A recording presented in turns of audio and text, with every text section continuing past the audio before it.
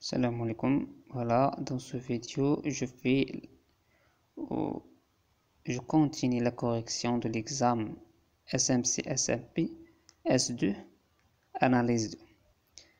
Dans la première vidéo, j'ai fait la correction du premier exercice et dans la deuxième vidéo, j'ai fait la correction de l'exercice 2 pour la question 1 et 2.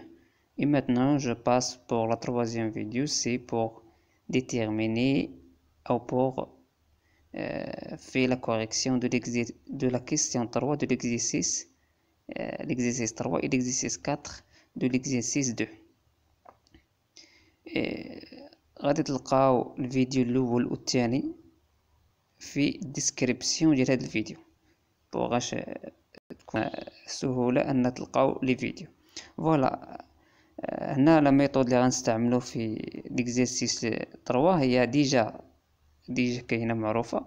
Mais sinon, toujours lorsqu'on trouve une fonction qui contient les fonctions triangulaires cosinus x ou sinus x ou tangente x, ou il contient ces trois fonctions en même temps, toujours on utilise la règle de Bioch. La règle de Bioch contient trois cas ou trois propositions. La première proposition, c'est on calcule f moins x et si on trouve f les moins x est égal à moins f de x. Dans ce cas, on fait le changement de variable t est égal à cosinus x. Sinon, c'est-à-dire si on calcule f de moins x et on trouve que f de moins x n'est pas égal à f moins f de x, c'est-à-dire f de x, dans ce cas, on calcule f de p moins x. F de p moins x. Si on trouve f de p moins x égale moins f de x, on pose le changement de variable t est égal à sinus x. Sinon, on calcule f de p plus x. Si on trouve f de p plus x est égal à f de x, dans ce cas, on pose le changement de variable t est égal à tangente x. Maintenant, on va appliquer ces méthodes pour calculer l'intégrale 0 pi sur 4 1 plus tangente carré sur 1 plus tangente x. On a 1 plus tangente carré les pi plus x sur 1 plus tangente pi plus x. On remplace seulement x par pi plus x et on trouve 1 plus tangente carré pi plus x sur 1 plus tangente pi plus x est égal à 1 plus tangente carré x sur 1 plus tangente x. Pourquoi? Car tangente de pi plus x, tangente de pi plus x est égal sinus de pi plus x sur cosinus de pi plus x. Et on a sinus de pi plus x est égal sinus de pi plus x égale moins sinus x.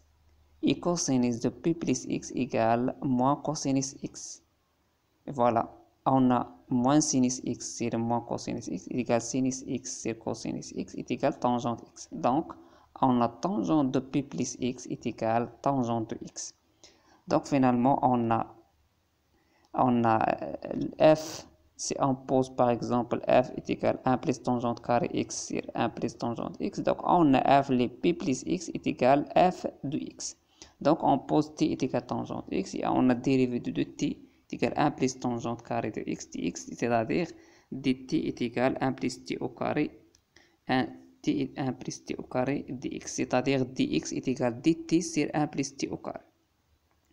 Maintenant, on passe pour calculer les bornes, c'est-à-dire on a les bornes 0 pi sur 4 lorsqu'on travaille avec x, mais lorsqu'on fait le changement de variable avec t, c'est-à-dire on travaille avec t, donc il faut recalculer les bornes. Donc on calcule les autres bornes, c'est-à-dire on a ici x est égal à 0, donc t est égal à tangente de 0, c'est-à-dire 0. Et on a x est égal à pi sur 4, c'est-à-dire t est égal à tangente de pi sur 4 est égal à 1. Donc les bornes, on a donc l'intégrale, on a l'intégrale 0 pi sur 4 1 plus tangente carré sur 1 plus tangente x dx est égal à l'intégrale de 0 à 1 plus t au carré 1 plus t fois dt sur 1 plus t au carré. Dans ce cas, on n'utilise pas dx, donc il faut remplacer dx par quoi? Par dt sur 1 plus t au carré. Et on trouve finalement que l'intégrale égale l'intégrale de 0 à 1 de dt sur 1 plus t. Et le primitif de cette fonction, c'est ln de valeur absolue implicite entre 0 et 1. On fait toujours la valeur absolue, donc ln de valeur absolue implicite entre 0 et 1 est égal à ln de 2.